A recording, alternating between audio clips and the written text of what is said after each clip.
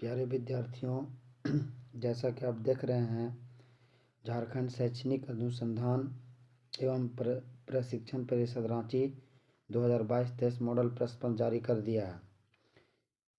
जो ये क्लास 10 का विज्ञान का सेट नंबर 1 है, जिसका हम अभी उत्तर बताने जा रहे हैं एक्सप्लेनेशन के साथ। कुल इसमें प्रश्नों की संख्या 40 है, इसलिए इस वीडियो को ज़रूर देखें और अपना तैयारी में अच्छा से अच्छा योगदान कर सकते हैं। जैसे देख पा रहे हैं आप कि पहला क्वेश्चन हमारा है कि दाढ़ी बनाने में किस प्रकार के दर्पण का उपयोग किया जाता है। तो आप जानते हैं कि दाढ़ी बनाने में अवतल दर्पण का उपयोग किया जाता है। इसके साथ साथ समतल दर्पण दिया, उत्तल दर्पण दिया है। तो समतल दर्पण का उपयोग आप जानते हैं कि कहाँ पे किया जाता है। उत्तल दर्पण का उपयोग आप जानते हैं कि कहाँ पे किया जाता है, तो गाड़ी के पश्च दृश्य के रूप में किया जाता है। अब दूसरा क्वेश्चन देखिए कि दूसरा क्वेश्चन आप देख पा रहे हैं, जिसमें लिखा है कि गोलीय दर्पण में फोकस दूरी एवं वक्रता त्रिज्या के बीच संबंध। तो गोलीय दर्पण और वक्रता त्रिज्या के बीच संबंध जो होता है वो क्या होता है। तो हम जानते हैं कि R बराबर 2F होता है।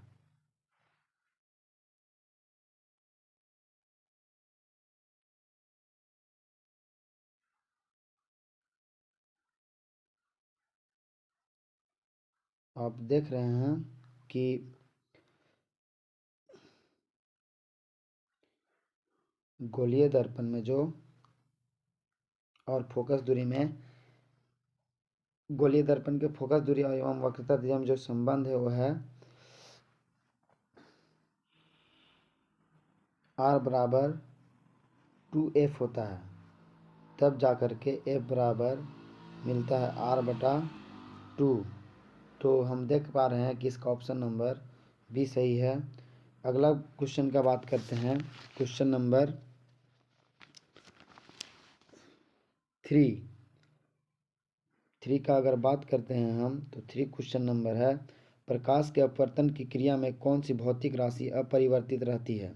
तो इसके लिए आंसर है आपका ऑप्शन नंबर ए, आवृत्ति जो है अपरिवर्तित रहता है, अर्थात हमेशा ये समान रहता है। क्वेश्चन नंबर आप देख पा रहे हैं 4, लिखा है कि 1 मीटर फोकस दूरी वाले उत्तल लेंस की क्षमता होगी।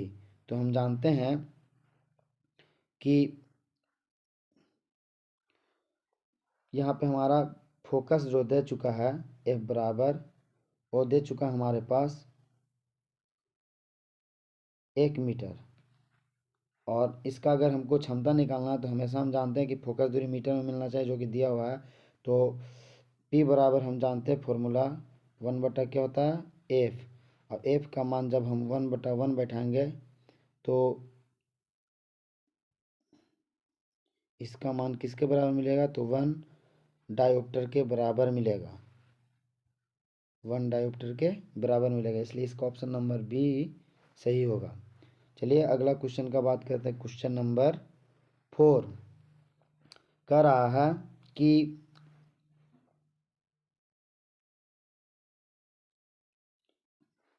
फोर डायोप्टर क्षमता वाले अवतल लेंस की फोकस दूरी क्या होगी। तो हम जानते हैं कि अवतल लेंस दिया है तो इसका फोकस दूरी ऋणात्मक होगा, इसलिए सबसे पहले P का मान दिया है 4 डायोप्टर। हमको जो है फोकस दूरी F निकालना है। तो F बराबर भी हम जानते हैं सूत्र क्या होता है 1/P। तो इसका मान जब हम बैठाएंगे तो 1 बटा कितना हो जाएगा 4, और जब इसको हम डिवाइड करेंगे तो आएगा 0.25 मीटर। और जब इसमें हम गुना करेंगे 0.25 में सेंटीमीटर से, तो इसका मान मिलेगा 25 सेंटीमीटर, जो कि माइनस में मिलेगा अवतल लेंस है, इसलिए इसका ऑप्शन जो है सही हो जाएगा बी 25 सेंटीमीटर। चलिए अगला क्वेश्चन का बात करते हैं हम। क्वेश्चन नंबर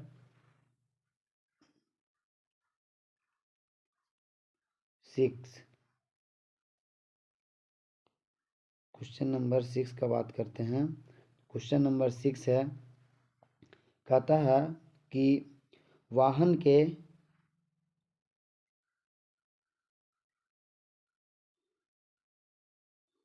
के अग्रदीपों में किस दर्पण का उपयोग किया जाता है। तो हम जानते हैं वाहन में दो तरह के दर्पण का उपयोग किया जाता है। पहला जो होता है वह होता है जो अग्रदीप में यूज किया जाता है उसका नाम है अवतल दर्पण, जबकि पश्च दिश के रूप में उत्तल दर्पण का उपयोग किया जाता है। अगला क्वेश्चन कहता है कि मानव नेत्र के किस भाग पर किसी वस्तु का प्रतिबिंब बनता है। वह है दृष्टिपटल, जिसको हम लोग रेटिना कहते हैं। नेक्स्ट क्वेश्चन कहता है सामान्य नेत्र का दूरबिंदु क्या होता है। तो सामान्य नेत्र का जो दूरबिंदु होता है वह होता है अनंत होता है।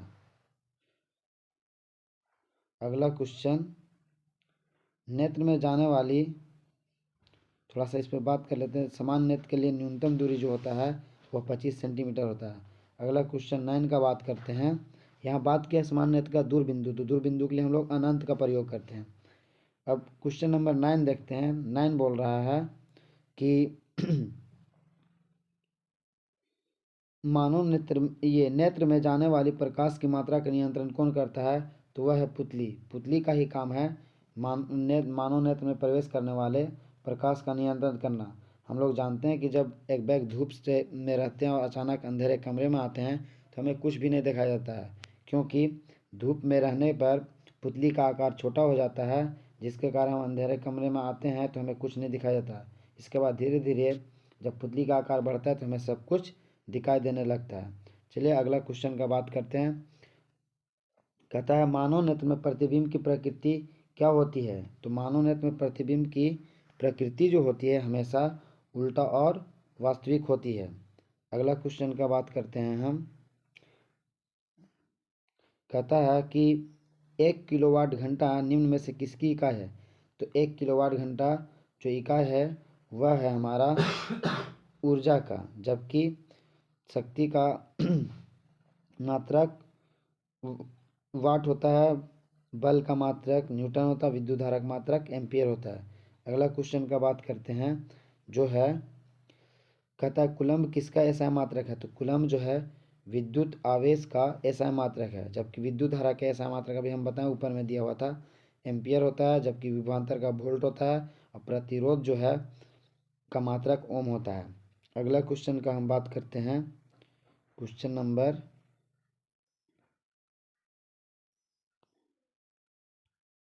13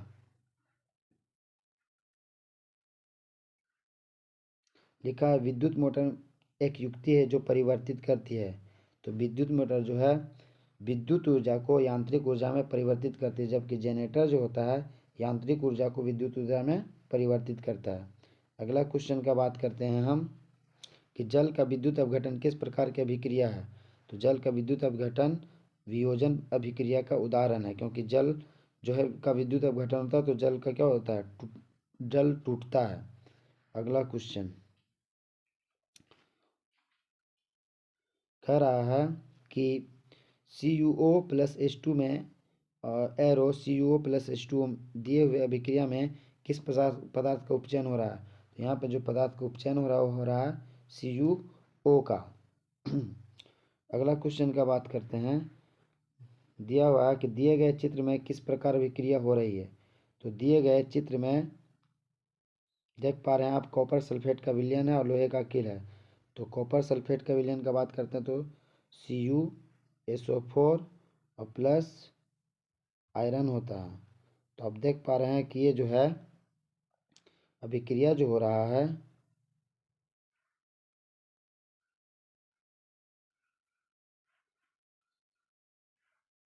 CuSO4 plus H2 sorry CuSO CuSO4 plus लोहे का कील है तो Fe होगा।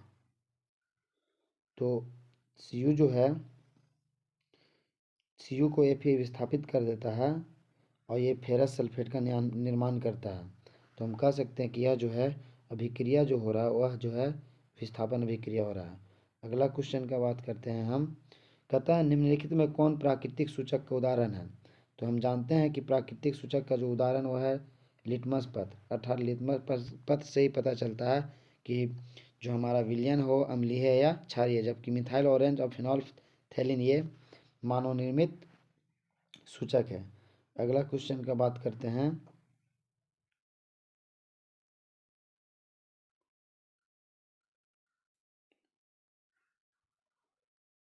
लिखा है 18 क्वेश्चन कि किसी विलयन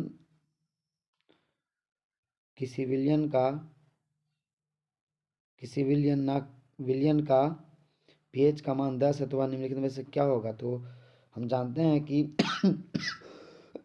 जो पीएच स्केल होता है उस पे 1 से लेकर के 14 तक नंबर होता है, जिसमें बीच में 7 होता है तो 7 उदासीन देता है, जबकि 7 से कम में अम्ल होता है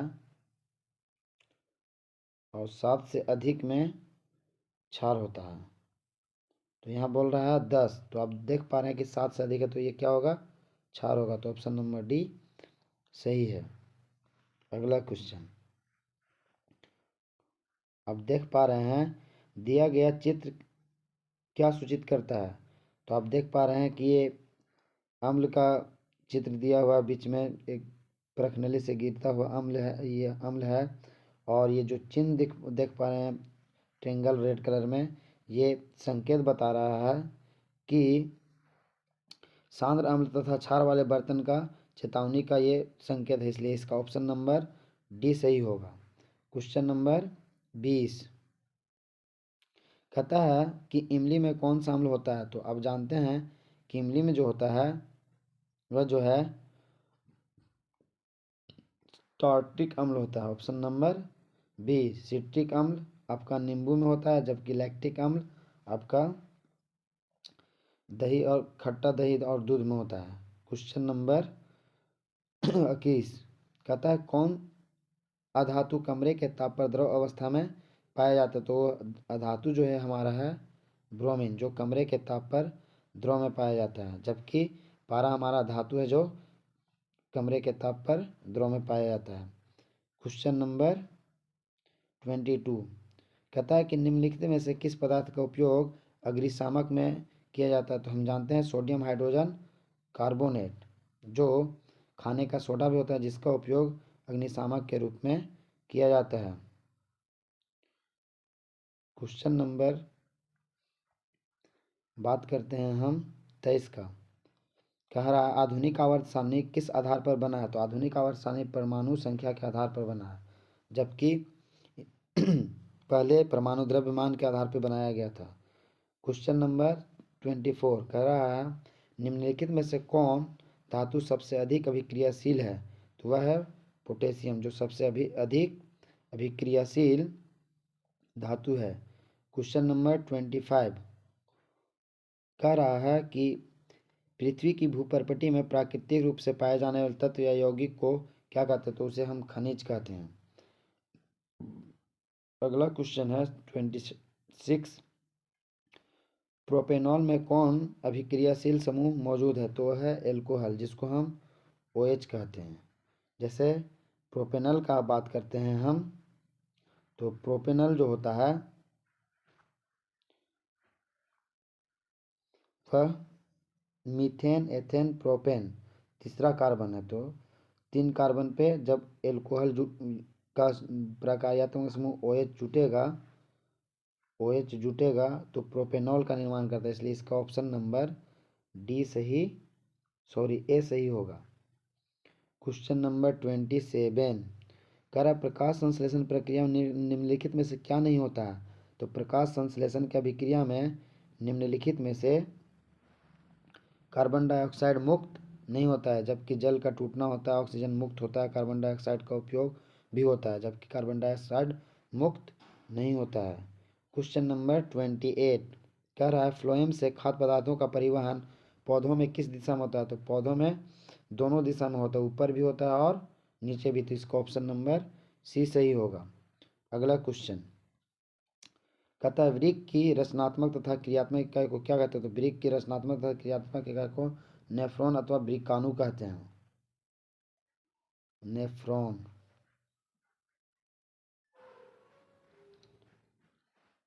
अंग्रेजी में नेफ्रॉन बोलते हैं, हिंदी में वृक्काणु बोलते हैं। वृक्काणु। क्वेश्चन नंबर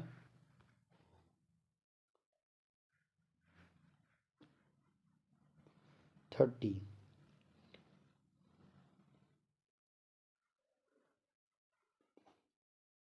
कह रहा है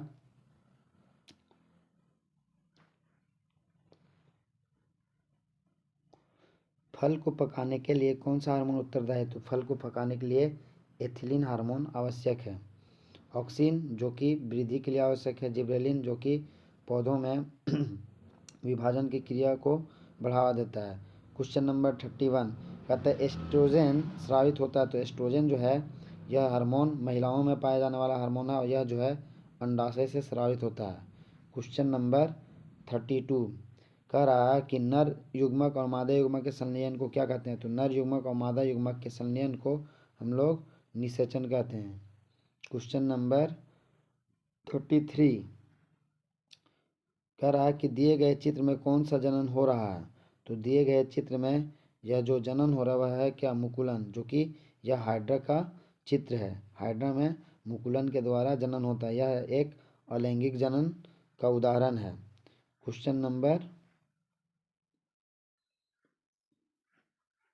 34